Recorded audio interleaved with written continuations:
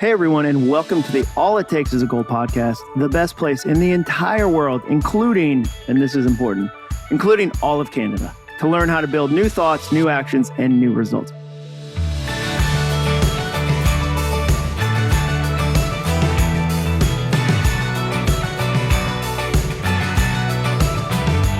I'm your host, John Acuff, and today I've got an amazing interview with Greg Sankey, the Commissioner of the SEC. That's the Southeastern Conference, not the Securities and Exchange Commission. So many of my friends, when I said I was talking to the Commissioner of the SEC, were like, good for you. You must know a lot about like regulations and finance. I don't. I really don't. It makes no sense that I'd be talking to the Commissioner of the Securities and Exchange Commission. I had to look up what that stood for. But Greg, that's a completely different story. He is amazing. This interview is a masterclass on leading through chaos, and his approach to reading books is worth the entire listen. I've been telling friends about what I learned in this episode for weeks, and I can't wait for you to hear it. Now, if you're listening today on June 14th, or really anytime that week, make sure you check out the Beyond Perfect Challenge I'm doing right now. It's a free 5-day challenge about what it takes to win the race against perfectionism. I'm teaching 5 lessons, an hour long each day. And if you can't join us live, don't worry. We'll send you a free replay so you can watch it on your own time. You can sign up right now at acuff.me/challenge. That's www.acuff.me/challenge. We'll link it in the show notes. And as always, today's episode is sponsored by Metashare. Have you guys ever had buyer's remorse? You know, that feeling of intense regret because the thing you thought you just had to have was only something you used once or twice. For me, it was the time I bought a really expensive road bike because I thought I was going to get into cycling. I proceeded to hang it on the wall in my garage and feel ashamed for 6 months. Well, I know some of you are experiencing buyer's remorse right now for something much more frustrating. You know what I'm talking about. It's the health care you rushed to get during open enrollment last December. Well, I have some good news for you. You've probably heard me talking about our main sponsor for this podcast, Metashare, and these guys have the answer to healthcare buyer's remorse. Check this out. Members of Metashare save up to 50% or more per month on their healthcare costs. They say the typical family saves up to $500 per month.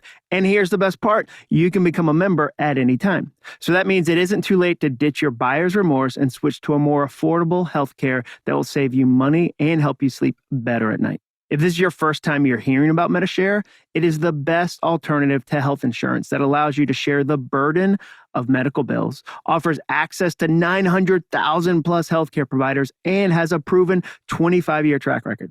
Plus, in addition to saving hundreds per month as a member of Metashare, you will also have access to free telehealth and free telecounseling. You won't find that with any traditional health insurance provider. Guys, it only takes 2 minutes to see how much you could save.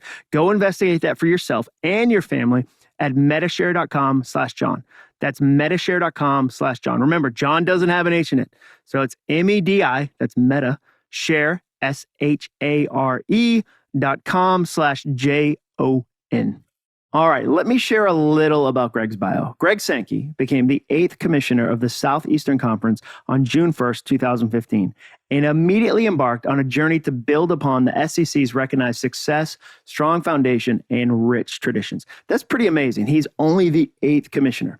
Now, prior to joining the SEC staff, Sankey was commissioner of the Southland Conference for nearly 7 years. He joined the Southland Conference staff in 1992, where he served as both assistant and associate commissioner before he was named commissioner in 1996 at the age of 31. A native of Auburn, New York, Sankey earned his master's degree from Syracuse University and his undergraduate degree from the State University of New York College at Cortland. Sankey and his wife, Kathy, reside in Birmingham, Alabama, and have 2 adult daughters, Hannah and Mariah.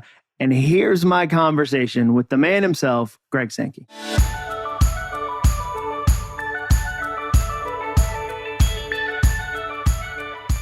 So, Greg, the first question seems very obvious. You just led the SEC through one of the most stressful years of our generation, and it's not an exaggeration to say that from a sports perspective, a lot of the country was watching to see what the SEC would do with the football schedule and COVID. As a leader, how do you even begin to take on a challenge like that? Like, what are the early steps that you go, okay, this is something so massive to wrap my hands around. What do I do? The good news is you don't have a choice. And if you had a choice and you realize what you're about to step into, people may, veer left or right rather than trying to continue forward. It's really interesting that the best metaphor I had is that we were building the bridge as we crossed the river and writing the instruction manual with one hand as we were doing so. And that's really what happened. And the effort became to change our operating rhythm, which facilitated much more timely communication and effective decision making, and actually try to plot out from a prediction standpoint the big events or the big decisions really that were going to have to take place, so that when it came time to make a decision, nobody was really surprised it was in front of them. And when we shut down back in March of 2020, everything was new, everything was big, and everything was a surprise. And we can't function like that. So it became very much make it up as you go. And I think I have to be honest about that. Never quit trying, but also try to figure out what was going to be out there ahead, and is there a way to work through the issues? And then a lot of sitting catatonic on my front porch wondering, what in the world did I get myself into? Yeah, so the operating rhythm's an interesting phrase. When you say that, are you saying, okay, we were used to a certain type of rhythm, things took this amount of time, or there were this amount of layers or steps, and we had to kind of triage that and go, okay, we need to go faster, or we need to remove layers? Is that what you mean by operating rhythm? Exactly. And we had a cadence of meetings, a cadence of communications, a cadence of decision making that was pretty normal. I mean, like decades of the rhythm. And quite rapidly, when we stopped in March of 2020, we were literally scheduled to be in that rhythm of meetings on a Wednesday and Thursday with the directors of our athletics programs and then the presidents and chancellors of our universities. And so that was the end of normal. And we had to meet on Friday. Well, we didn't call meetings of presidents with 24 hours notice because they're very busy people. And then we had to meet again Tuesday. And then we had to meet again, Wednesday. And we got into this like daily rhythm for a while, and we realized we were wearing everybody out. It was counterproductive. Then we pivoted to 3 days a week, Monday, Wednesday, Friday. And I was joking with a member of my staff. What that meant is you had no weekends because you spent the whole weekend trying to prepare for Monday's meeting. And it really, ended up in that kind of granular analysis, but it was all about how do you make decisions? But really, before the decisions came, how were we going to communicate? And I'll just offer this. When we stopped, one of my statements that didn't withstand the test of time very well is we're going to break into a bunch of different small groups. They can talk about the problems in their area and then bring it to the bigger group. And after the very first issue where we argued in a small group and then argued in a group of 14, which is the number of our athletics programs and universities, I said, look, no more small group work. If we're going to have a fight, we're all going to have a fight together, and we'll get to it then. We're not going to do sub layers of fights to then build up to a bigger fight. Let's just go ahead and have the fight here. It feels like there's a lot of teams and companies that learn some really interesting efficiency, maybe something that took 6 months now took 6 weeks, but they can't run at pandemic speed forever. So they land somewhere in the middle. They go, here's what we used to do. Here's what we did for, the crutch of it. Do you think teams are going to land back in the middle, like with their speed, with their communications, with their planning? That's a much better way to ask the question I'm typically asked, which is, what did you learn that will change how you operate? And that's really simplistic. So I learned that if we had a football game scheduled on a Saturday, on Monday, I could make some phone calls and reshuffle the whole deck. I can do that. That's not going to be a lesson I carry forward because that's not really productive. It's not going to happen. Works in a pandemic, doesn't work in real life. But I think the forms of communication, so the hesitancy to just dive into video conference, we may arguably made decades of progress in virtual meetings and virtual connection because I think we're naturally going to be resistant. I think that can help inform better communication and better decision-making, probably to a point, because I still believe human interaction in person, in a room, over dinner, around coffee, whatever it may be, is enormously helpful to an organization. And then the fact that we can actually manage through an unenvisioned crisis. And we actually have those all of the time. They just kind of come and go. And they're really the same thing. Well, we ended up dealing with this extended crisis where you actually had to work through everyday different elements. And I actually think the resilience and grit of that experience will be beneficial for everyone involved. And I mean that as broadly as possible for years to come.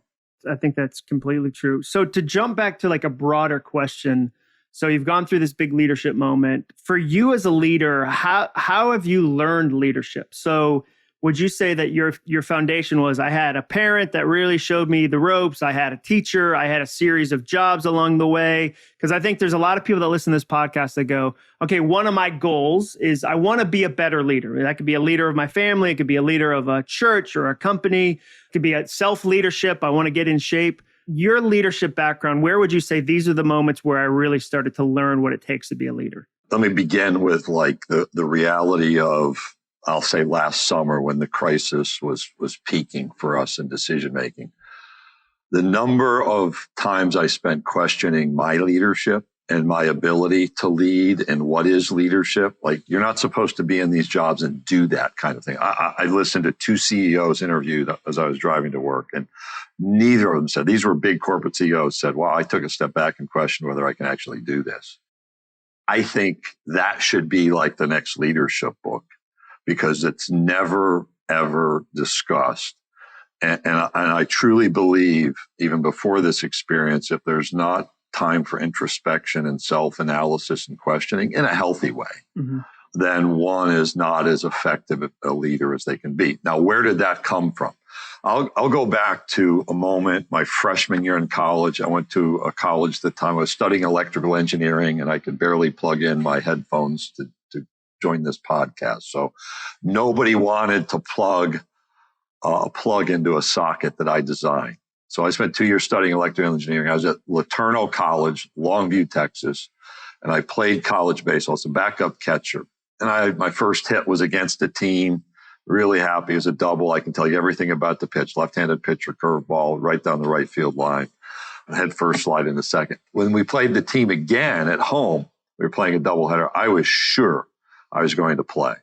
Coach didn't even look at me. And so I just completely shut down. I was a vocal person on the team. I'm a freshman though, right? So It's like, how much leadership is there?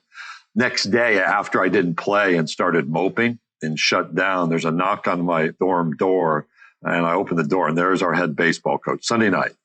I'm like, freshman. Oh, hey, coach. Yeah. And he's like, Sankey, you got a minute? I'm like, yeah, you want to come? He says, no. We went and sat in the lounge. And he looked me in the eye, and he said something I've testified to in court. I've thanked him for this. He now lives outside Nashville. And we hadn't connected for 30 years, and I brought him to one of our events. And I said, thank you for this moment, because it changed my direction. He said, if we'd have lost that game, I would have blamed it on you.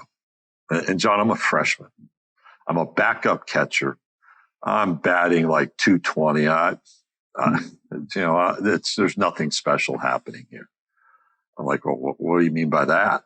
And he said, you have no idea how important you are to this team.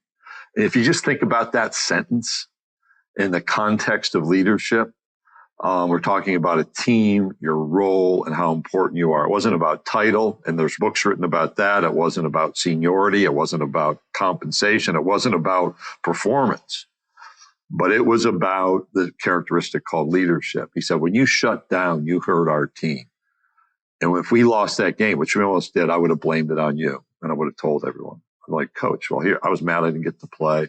And it's like a switch was flipped for me. And it was a change. I changed the focus of my studies, my career focus, what I wanted to do, in large part because of that experience. And John, if you go back to what was a building block, there were building blocks before, but that was kind of a mortar moment, if you will. That's where things held together and have ever since. And I could go to last year. I read about a half dozen books. I read more than a half dozen books, but about 6 books that were really important in early 2020 about Winston Churchill's leadership, about leading a SEAL team, about leadership in turbulent times, Teddy Roosevelt, Franklin Roosevelt, Abraham Lincoln, and Lyndon Johnson. And that's not in chronological order, by the way, but about their early lives, their leadership. And then I read a book about the pandemic, the great influenza. And all of those experiences were part of those building blocks, if you will, and many more. But that moment in college provided a connection that has helped me continue to develop, which indicates there was something there that somebody saw well before I knew a leadership gene, in air quotes, actually existed. How long did it take you to process and receive that? And, was your first interaction, well, I'm hurt that I, acted that way. I'm embarrassed. Like, did it take you a little bit to kind of process that and react to that? Or was it instantaneous? I was emotional in the moment. In fact, I had to testify in federal court a few years ago. And one of the lawyers said, hey, what led you to do what you do? And I couldn't figure it out. I didn't sleep. And at breakfast, I told that story. And the lawyer's like, you need to tell that story. So I'm in court. I'm like raising my hand. People are typing on like whatever they type on. Yeah. And there's a bunch of reporters. And I've become emotional telling it. Mm-hmm. So in the moment, I think there was a recognition that I had not met expectations, which I would just suggest was processing, wow, there's something happening here that I'm not seeing. Was I the greatest leader the next day? No, but I never shut down in that setting. And I've used that here. I'm like, hey, you may be, I'm the commissioner, right? So I'm like the cleanup hitter, or I don't know, the manager in baseball, whatever it may be. You might be the backup catcher. And I may be looking at you because I know how important you are and you don't see it. And if you wonder, come ask. Yeah. Don't make me come knock on your dorm room on a Sunday night because you'll take a step back. Yeah, I love that scene. I want to jump back. You mentioned something about you heard other CEOs and they didn't mention that they had questioned things. Why do you think leaders get to a place where they feel like they can't admit, hey, I don't know, or I can't question? Do you feel like there's a pressure that you're supposed to have it all figured out by a certain point in your leadership? And to ask those questions is a sign of weakness. Where do leaders get stuck there? There are several elements to that. I think one, the expectation is the leader, is the innovator, the answer person, always on the cutting edge. And I actually think some of our leadership failures are because of those types of expectations. Like they're inerrant in their decision making, and we have to do this, this, and this, as opposed to, slow and deliberate. Think through as much as you can, acknowledge you could make a decision. And there was a book I read by Annie Duke called Thinking in Bets that was about decision-making as poker, not as chess. Mm-hmm. And it strikes me that we've viewed leadership as all these strategic decisions. And certainly to extent it is, but you're making decisions that are not certain on incomplete information. And this was last summer for me, with a bunch of dynamics, and you just don't know what card's going to flip next. And so what led you to that point had better have been well-informed, and you had better accept the discomfort of judgment. Well, you have to take a step back then and analyze that it's not a linear experience, this leadership reality. It's not like we go from first base to second base to third base to home plate, and we win, and then we go to bat again, just to continue the baseball metaphors. You may run to first base, sprain your ankle, and have the trainer come out, and you're on the bench for 6 weeks before you can play again. And what are you going to do in that period of time? Are you going to just sit there and stew, or do you have the opportunity to take a look? How many leaders have said, in press conference or in earnings reports, you know what? There's a lot of great opportunities out there. They're just not for us. Mm-hmm. Or they're for us, but not right now. Or we're going to have to change 10 things internally before we can go engage in that activity. I mean, those are really difficult messages born from introspection. And I'll just go further. I one time had an interaction with a CEO where I asked, tell me your process for self-analysis and introspection. What are you doing to look carefully at yourself? I almost fell over out of my chair because the response is, well, I don't do that. And that's incredibly dangerous to an organization. I've asked a number of leaders that question, like, why do leaders fall? Why do sometimes leaders implode? And I think lack of introspection, self-awareness. I think isolation. They're not in community. People can't tell them the truth. I had a leader say that one of the things he's seen is they don't have life-giving hobbies. The thing they're leading becomes their entire identity, and that gets really dangerous. So from your perspective, and this kind of ties into my question about stress, it's been a stressful year for a lot of people. You talked about sitting on the porch, catatonic. I'm imagining you in Birmingham, maybe you're in Homewood somewhere, But for you, what's either something you do to alleviate stress or a hobby you do to go, okay, I find a lot of life outside of this big thing, which I run. What's a way you kind of refuel the tank? Well, I had to adjust. So I have completed 41 marathons in my lifetime, which is there's a whole psychological study in that experience. And it's been 10 years. I kind of roughed up my Achilles. So I started engaging in what's called Iron Tribe Fitness, kind of a functional fitness organization out of Birmingham. Well, the gym shut down in March. So right at the point where I needed to go exercise, I could not. And I went about 5 days, John, where what was a pretty orderly day, wake up at 4:40 a.m., be in the gym at 5:15, clean up, go read for an hour at a Starbucks, and then go to work, because then the day was just gone, was all swept away. So what are you going to do? You're just going to exist in that environment and, okay, it's gone, woe is me. Or are you going to be active? And that's one of the really healthy lessons for me personally. And so I just decided I was going to go back to running. And I made a deal with myself. I was going to run 35 minutes a day. And like, why 35? Well, 30 was too easy a goal to pick. Like, that's obvious. So just add 5 more minutes and challenge yourself. Yep. I was going to keep moving, and I would not miss 2 consecutive days. So it's all pretty simple, right? Yeah. 35 minutes, simple keep rules. moving. Didn't have to be fast, just no distance. And then in mid-April, I had run 4 days in a row, and I said, well, I'm going to run for a week straight without a break.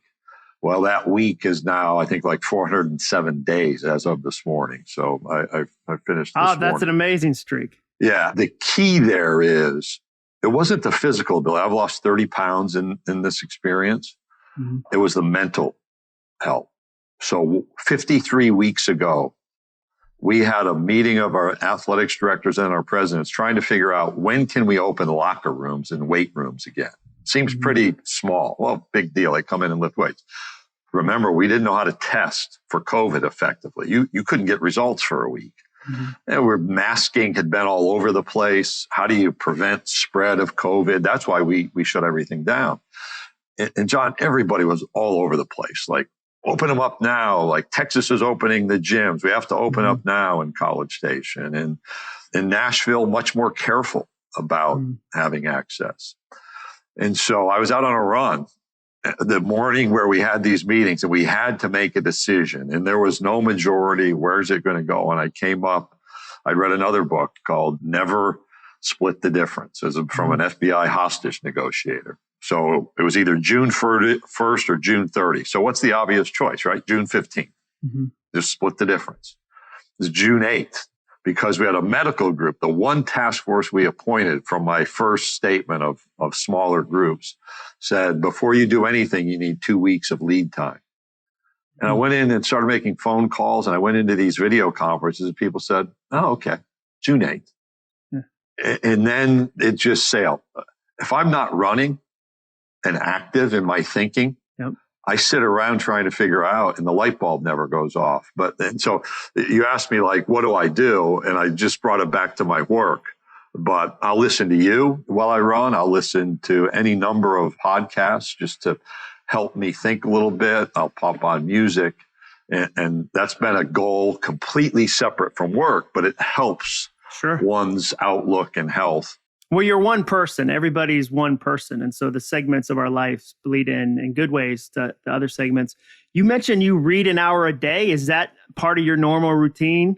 So you're, in an average weekday, maybe even weekends, you're trying to read an hour a day? Well, I used to in the old days, like 2020, old days. Yeah, exactly. Way back because when. that was my rhythm. I'd read for about 45 minutes, and your schedule is disrupted if you're traveling.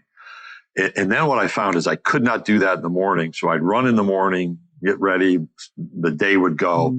And then I could not shut down because it was a home, right? The scene never changed.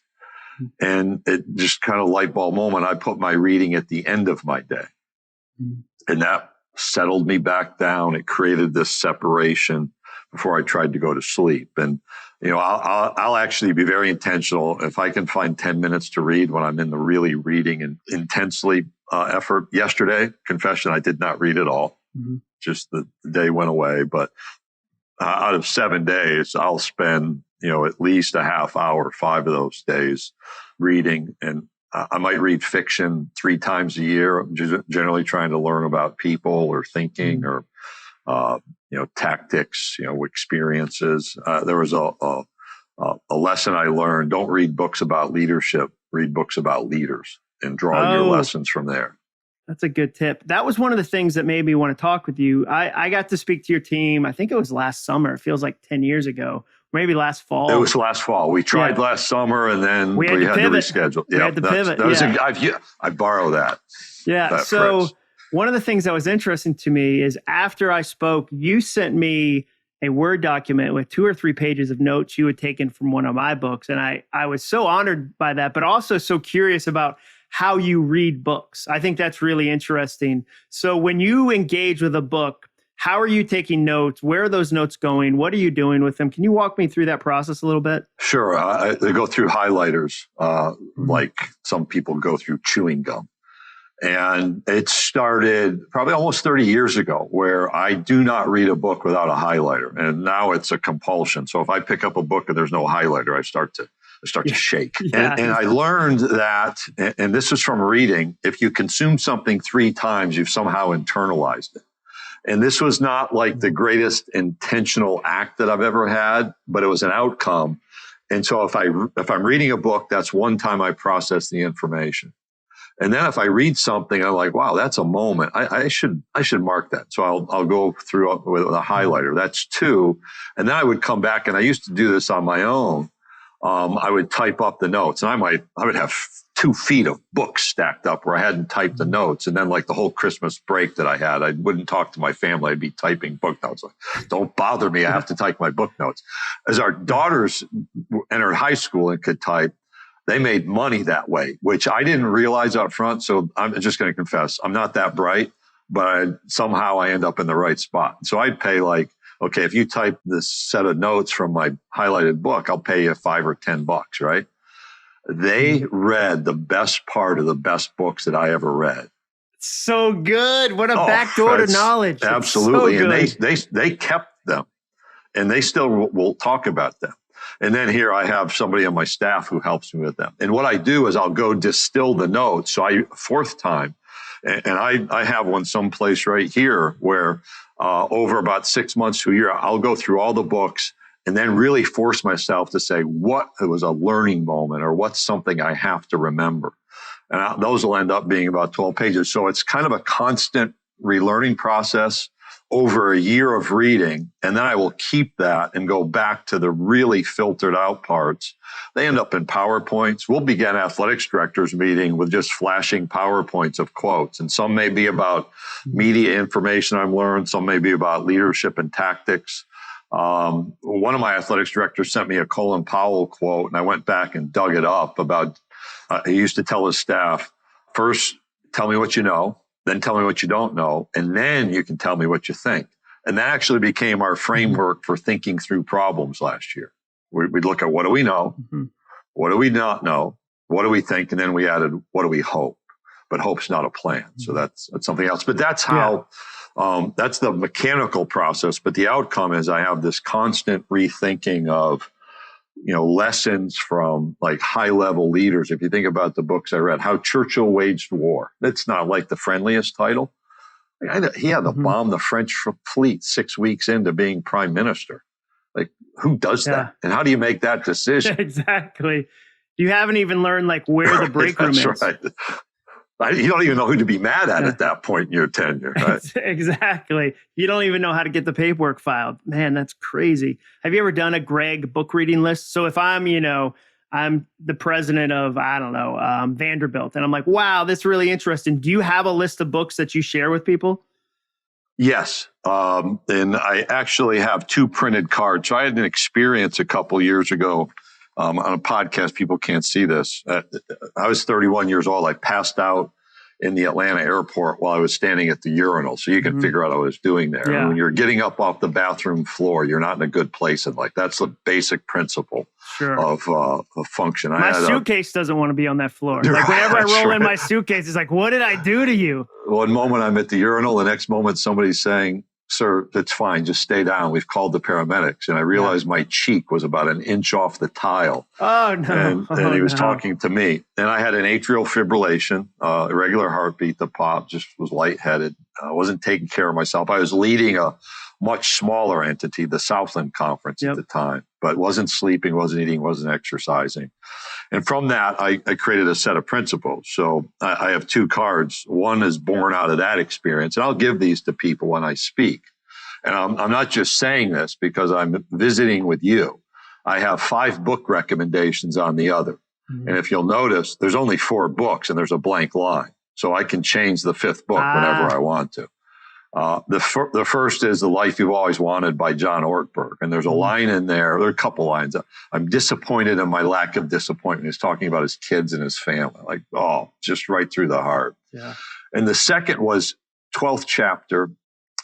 I had this experience on the bathroom floor, and I'd meet with like corporate VPs, like TGA Fridays marketing VP, EDS, which was a Ross Perot owned company, Verizon, which used to be MCI. Like, how do you balance like work and family? It was like 2 sides. And I had 6 months of notes. And I walk into this bookstore and it's The Life You've Always Wanted. It's right there for $19.99. I can have the life I've always wanted. And in the back of the book, 12th chapter, he says, and I'll paraphrase, balance is an insufficient goal to pursue. I've just spent 6 months trying to figure out how to balance my life. It's not that it's too great. It's that it's too slight. And so that created an effort to write down a set of principles on how I wanted to live. And, I'm going to function in a certain way. So those ended up on 1 card. I give that when I speak to students to say, look, and it's like the funny moment. Principle in life, if you're getting up off the bathroom floor, you're really in an unhealthy spot. And they're like uncomfortably looking around. Like, I wasn't on the bathroom floor, the reason college age kids on a Saturday night are on the bathroom floor. And then I went from that and I created some other things like Words for Living. So my 5 book recommendations, The Life I've Always Wanted, I went like completely down a rabbit trail. You have to figure out if you added that out. Be Quick, But Don't Hurry, which was a guy who played basketball for John Wooden at UCLA. John Wooden, legendary basketball coach. And the guy hated him because he never achieved the basketball success. And he ended up leading CBS Productions, CBS Studios. And he's in his 40s and he realized every day he used something that Coach Wooden had taught him playing basketball. And it's just a great story of reconnecting, but also what was taught. The Old Testament book of Ecclesiastes is on my list. I think that is one of the deepest. It's like an awkward thing to tell people to read because it's kind of depressing. But if you actually open up and read what the author is saying, it describes life in like 15 pages and the futility of what we spend our time chasing, as opposed, candidly at the end, it says, have a relationship with God that's meaningful and true. And then the 4th book is Do Over. That's so by crazy John to me. Acuff. That's so crazy to me. And so you're on the list with Ecclesiastes. That's amazing. That's amazing. Do Over. I love that. That is so kind to me. And that was how we first connected. We were tweeting each other about books and about Do Over. And one of the things that was interesting to me, the first time I came and talked to your team, I mentioned I was going to do that. And a bunch of people were like, well, ask them about this call. Ask them about the Auburn game. The SEC fan base is passionate, to say the least. I grew up in New England. I didn't know. I moved to the South. I just thought people were into flags on Saturdays. Like, all of a sudden it'd be like flags were on cars. I had I grew up with Doug Flutie doing something amazing against Miami in the 80s. That's all I knew of college football. Coming out here, it's crazy. So how do you deal with the negative criticism that in your position definitely comes your way? Does it impact you? Have you, I've got the thickest skin now. Like, what's that process look like? I grew up outside Syracuse, New York, little town called Skaneateles on a lake, kind of same experience. Syracuse basketball is a big deal. Don McPherson was a quarterback for Syracuse in the 80s, finished second in the Heisman Trophy. I've come to know him, and every time I see him, I'm like, you should have won the Heisman Trophy, not Tim Brown. I mean, that's as far as it went. And then I moved to Louisiana. Kathy and I were married, and 8 months later, we're living in Natchitoches, Louisiana. And I challenge you to spell that. And she didn't sign up for that, and I didn't know it was going to happen. That was just the opportunity. And that was the introduction, the passion around LSU throughout the state. And then we lived in Texas for 11 years in the Dallas area, and the passion around A&M. Since they're in the SEC, I won't speak of any other in Texas. Mm-hmm. And I got to see and watch. And then I moved here in 2002 and was kind of a lower level and was able to watch the anger that can manifest itself. And it's directed at a leadership position. So yesterday we were playing our baseball tournament. As we record this, we had a controversial call and a double play late in the game. And you can look at my Twitter. I have middle fingers. I have people who like their Twitter bio. This is my favorite. By the grace of God, I'm saved. Right? Yeah. By the grace of God, I'm saved. And then they're like, you suck and I hate you. And I hope you suffer tremendous suffering. It always kills me when it's like somebody like washed by the blood of the Lamb. Like they love Jesus and also hate me. Like, that's a weird combo. That's a weird combo. You watch it play out on my Twitter feed. And I felt badly because I actually, after you tweeted that, I looked, I'm like, oh, this guy's getting an introduction into my world. And we had a long debate, like, should I even be on social media? And we just decided it allowed me to be human a little bit. Talk about running, talk about books. I've tried to avoid, I don't talk about officiating. That's what, like, okay, I've been commissioner for 6 years now. I've never once commented on officiating. I did take a shot at the NHL at a Predators game one time. I shouldn't have done that on their officiating. It hurts. I'd be lying. We're human, right? But it's like you have to look at it, and you look and somebody's got 3 followers, and you're like, okay. The only thing I can do by responding is magnify their presence. So, hey, officials make mistakes. Like, hello, world. Officials are human beings and not perfect. They're in a dynamic environment making decisions in a split second. And they're actually paid to decide the close calls. Like the easy calls, I don't need officials to figure that out. Oh, he caught the pop fly and he's out. Okay, I'm glad the official got that right. It's like bang, bang, make a decision. And if you're doing anything above 50%, if you think about it, like rationally, bang, bang, instantaneous decision. If you can get more than half of those right, that's actually success. Now, I expect them to be perfect, and we have officials that don't stay with us, but I respect the fact they're going to make errors and people are going to be angry.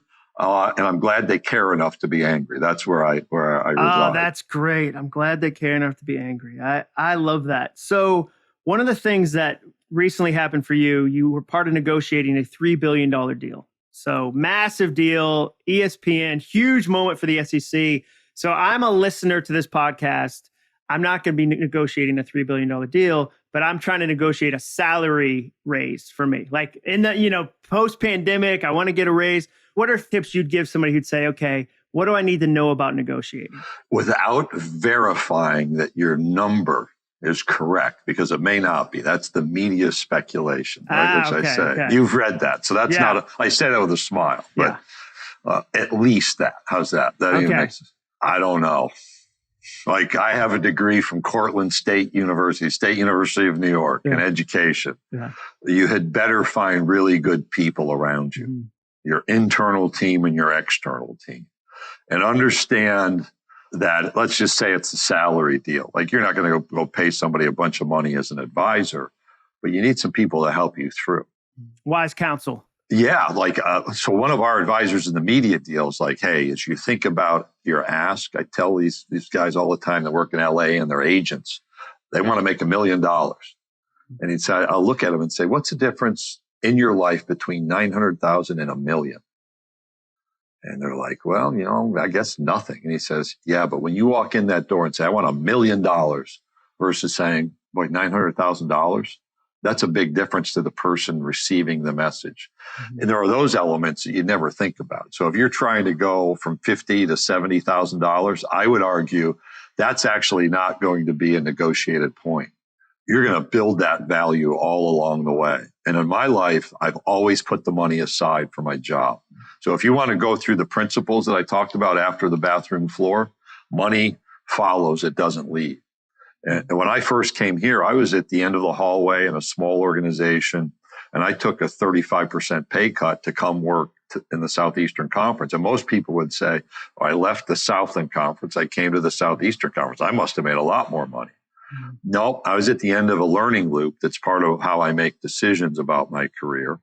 And I could make another lap on that learning loop, and let my passion maybe flicker or die out, or I could go challenge myself again.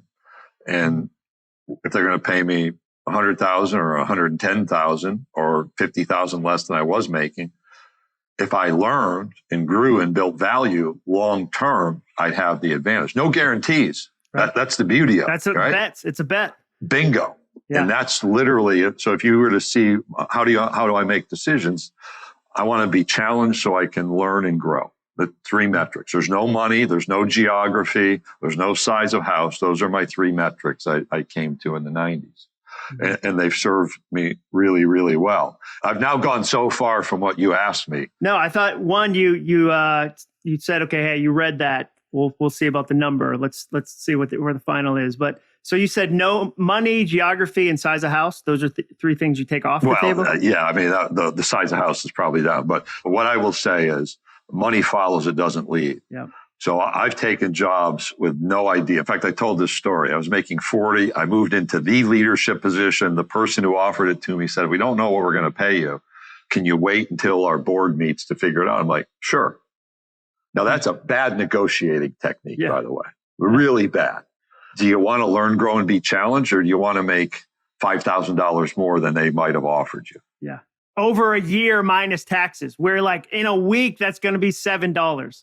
And there's never going to be a week where you go, I'm so glad I got this $7. Yeah, well, it's your quitter book, which I read after you spoke, because one of my staff, who, by the way, has since quit and taken another job. So thanks for that. I had nothing to do with that. Yeah. They're on a learning loop. I said it was perfect because I saw that she had the book. She was here and earned her MBA while she worked as an administrative assistant. Had a college degree in English. Couldn't figure out what to do, came here for 4 years, earned an MBA, and now she's in charge of human resources and business development for a company in this area. Oh, that's awesome. And so I read the book and I'm like, he stole my shtick, right? It's like, do something that helps you do the next thing. Yeah. And figure out when you're going to make that decision. And you're either going to work for the Southeastern Conference or work for your cell phone bill, your gas bill, and your rent. So if you bring it back, if I could figure out how to do both, which somebody could argue, like if you look at Twitter, maybe not successfully, depending on how much anger there is today, it works really, really well. You may have different words around it. Put aside the things that don't matter. You're going to spend all you make was one of the great lessons. There's a point at which you don't. You save some. But early on, first job you take, the easiest one you take. I didn't read that one. I came to that one because I don't have a job. They want me to be the director of intramural sports at Utica College, and they're going to pay for me to go to Syracuse, which was the kicker compared to other jobs. I can get my master's for free. Yeah, I leave this with a master's. Bingo. I got experience, made some money, paid my bills. I have a master's from Syracuse, which was really important to me. I wouldn't have chosen that. I wanted to be a coach. I wanted to coach kids in like the high school level. And then it opened up all these doors. And that's where, when I put the money aside, it was $15,000 a year. So it's not like I was paying a lot of bills. I was paying enough. I had the master's degree opportunity. I had the experience. And then that just opened doors. And one of the pieces of advice, my first day in work, my boss looks at me and says, so we can go get your master's for free. When are you going to start? And I said, I'm really tired of going to school. I'm 22 years old. It took me 5 years to get through a 4-year degree. I transferred You're pretty twice. Exhausted as a 22-year-old. Yeah, I get it. I transferred twice, so it's not like I was this stellar academician and I had it all figured out, which should encourage everyone listening that you have an opportunity. You just don't quit, stay at it. Yeah. And he says, look, if you don't start now, you never will. One of the best pieces of advice, because people say it's like who you know, it's not what you know. That's not true. Timing matters. And so where opportunities presented themselves, if I'd waited a year, I think I'd be successful. We're probably not talking. I'm not here. Who knows?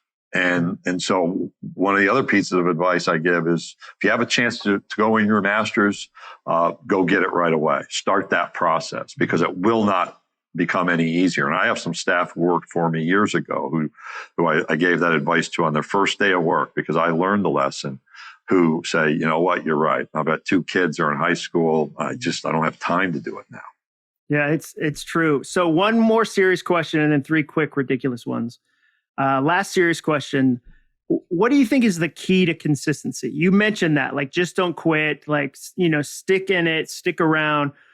People tend to struggle with consistency. We know the tortoise and the hare. Like, what do you think is the key to becoming a more consistent performer, whether that's a job, whether that's a health goal? Like, you've touched on a number of different really helpful areas of life with goals. What do you think the key to consistency is? Well, yeah, you have to acknowledge perfection's not reality. Mm-hmm. It is the line, I should know who said it because I usually remember, but a foolish consistency is a hobgoblin of little minds. It's a great quote. Mm-hmm. So you think about my running goal. Consistency, like in an absolutist, is I'm going to run every day. Mm-hmm. And I'm going to run this fast, run this many miles. What mattered? Move, right? Go move for 35 minutes and sweat. And don't miss 2 days in a row because the more you miss, the harder it is to begin again. This very simple. That was the right consistency. The ability to wake up every day and engage your mind, even when you know the difficulties are coming, probably the I get to versus the I have to syndrome, and shifting that thinking. And I'm like into cliches now. 95% of life is just showing up. I mean, literally, being there and engaged and doing high quality work and doing just a little bit more than they ask, that's the kind of consistency that they ask for. Hey, I need to have quiet time, devotional time today. Well, I like the pastor of my church. I know he studies God's word for 2 hours every day, right? That's what we kid ourselves. Okay, like I've got 10 minutes because everything's pressing around me. Are you better off doing it and having consistency, even if it's compressed, or just ignoring it? And that's where that consistency word has to be a little bit malleable. Mm-hmm. And you have to acknowledge reality, but you have to set the right kind of parameters to keep you moving forward. Because if I was to say, what did I do last year that was really significant? At its essence, we just didn't quit. Mm-hmm. Yep, I communicated. We changed our operating rhythm. We figured out how to COVID test. We brought in the right experts, and we just kept moving forward. And if you'll keep doing that, even when it's incredibly difficult, you'll build up this momentum that just continues. And when you have problems, the momentum can carry you through. You can reset based on the progress you've made in the past. I love that. I'm working on a new book, and consistency is one of the principles. Because I think we want to be awesome before we're consistent. And I think the only way to be awesome is to be consistent. And because that, and the expectation is you'll be awesome faster than you want, but it's the consistency that, and it's not sexy and it's often boring, but it's the thing that actually adds up. So I love that we just didn't quit. And if I could just add, we see these high performers. And again, I'll use this when I speak to students. Like, how do I become the commissioner of the Southeastern Conference? I'm like, I don't know. I'll tell you my story, and you can figure out if that's the path. But what you don't see is me then. You see me now, and there is no shortcut.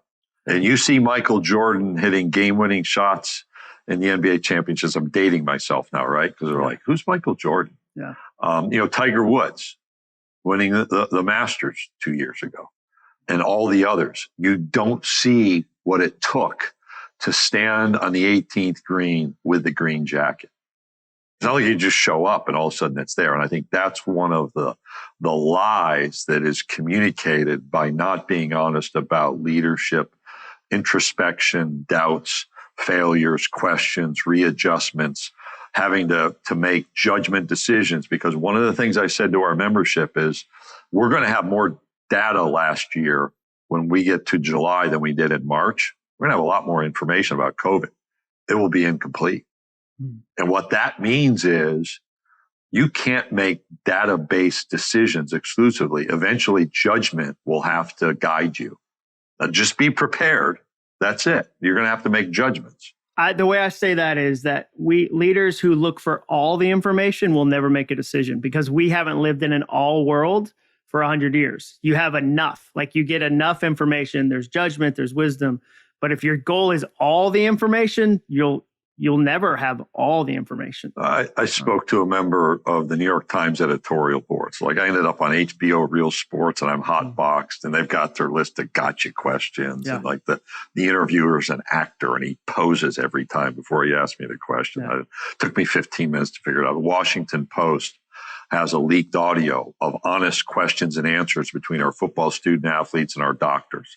We told them what we knew. We told them what we didn't know. We were honest about both. And you're like, when you hear about it, you're like, oh, this is going to be horrible. I'm like, you know what? I'm proud we do that. That's exactly what we need to do is be honest. And the New York Times editorial board is like asking me these questions. I'm like, look, we have to make the best judgments we possibly can based on the best available information. And that's life. And we've somehow created this thought like, hey, we can figure it all out and it's all going to be perfect. Or there are no after effects of decisions, right? Yeah. Or I shouldn't be held accountable. Every one of these decisions has outcomes. And you're going to make the best decision, take your time, gather the best information, admit your failures, and to the extent you can be transparent and honest with your groups and your leadership entities, do so.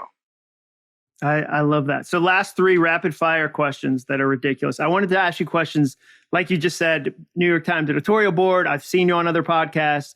You've been on it was a huge year as far as doing interviews. I wanted to ask 3 questions you probably hadn't been asked. Number 1, which of the SEC mascots, I mean like the actual animals, because some still have actual animals, is most likely to bite you? Like if you're looking, and it's hard to predict, we don't have all the information, but it's a year from now and I'm interviewing you again and you go, yeah, crazy story, man. I'm at the game.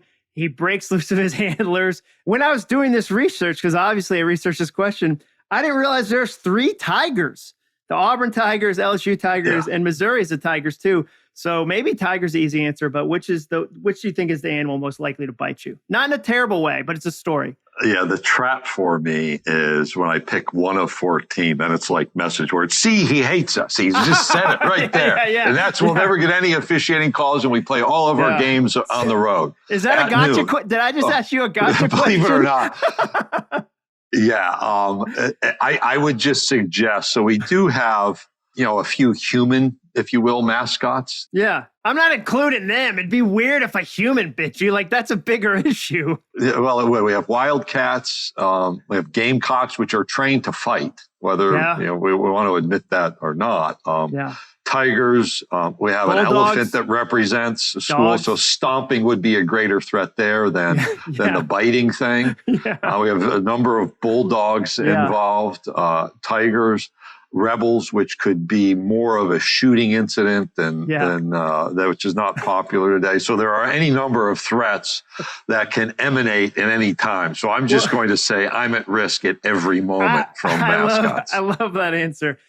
Second question. You've seen me on Zoom. We can see each other right now. I've spoke to your team. How many plays in an SEC football game could I survive until I started crying? Yeah, you wouldn't even get. I saw that on Twitter, and I'm like, well, if I respond, then he's going to be looped into my officiating conversation. So I opted out. I'm not sure you would make it to putting on the uniform. No, and I mean that. I stand by these guys, right, for trophy presentations, and I look at them like, he'd kill me if he hit me one time. My staff was trying to keep an offensive lineman last year off of a trophy stand. I'm like, dude, you're going to get crushed. So, John, it's not you. It's just the respect for if I'm talking about football, the young men have contributed to the preparation that it wouldn't be a good scene. All right, last question. And I love the thought of me, I couldn't even get the pads on the right way. That's funny. Last question. Which do you think is more likely to be added to the SEC on a D1 level, highlight or spearfishing? Spearfishing. Yeah. Really? That was a fast answer. We almost did a series on bass fishing. Mm-hmm. So anything with fishing is going to be big in our region. Okay. Spears, bass, hooks. So you feel like highlight doesn't have a future in the SEC, right? I mean, I don't want to put you in another gotcha situation. Well, I'm not going to exclude it forever. But you asked me between those two, will you throw fishing in there? We've got the Salt Life, Southern Tide. We're going to be fine on anything fishing. So blank fishing would have won. That is great. Well, Greg, this has been an absolute delight. I know how busy your schedule is, and I really appreciate making time for me. The door is always open. If there's ever anything I can do to encourage your team, I loved getting to do that. It was just super fun to me. So thanks for making time for this today. I think it's going to help and encourage a lot of people. No, thank you. I hope so, and appreciate your work. And as I've said, I mean, literally, I'm looking at the card. So I've benefited from your writings, which is not easy either. That's the behind the scenes stuff that cries for consistency, right? Even when you can't figure it out. That's why I'm not big and muscular and can play SEC football. It's all the writing. I have writing fingers. I've sacrificed what could have been a huge frame for a writer's life. And it's, a sacrifice. We'll go with that narrative. I was a little harsh on the pads thing. I love that. I think that's your best answer all day. So awesome, Greg. Thanks for joining me today. Yep. Take care. How good was Greg Sankey, right? So good. I took a lot of notes during that one. I hope you did too. Okay, so that's all for this week. Make sure you subscribe or follow or whatever it is the kids are saying these days about podcasts. And thank you so much for writing so many awesome reviews. Those are the best. See you next week. And remember, all it takes is a goal.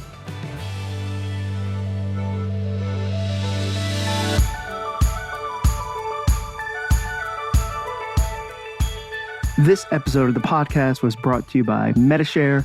Text John, Jon, to 474747 for more information. Huge thank you to Metashare for sponsoring it. Jon to 474747. Thanks for listening. To learn more about the All It Takes Is a Goal podcast and to get access to today's show notes, transcript, and exclusive content from John Acuff, visit acuff.me/podcast. Thanks again for joining us. Be sure to tune in next week for another episode of the All It Takes Is a Goal podcast.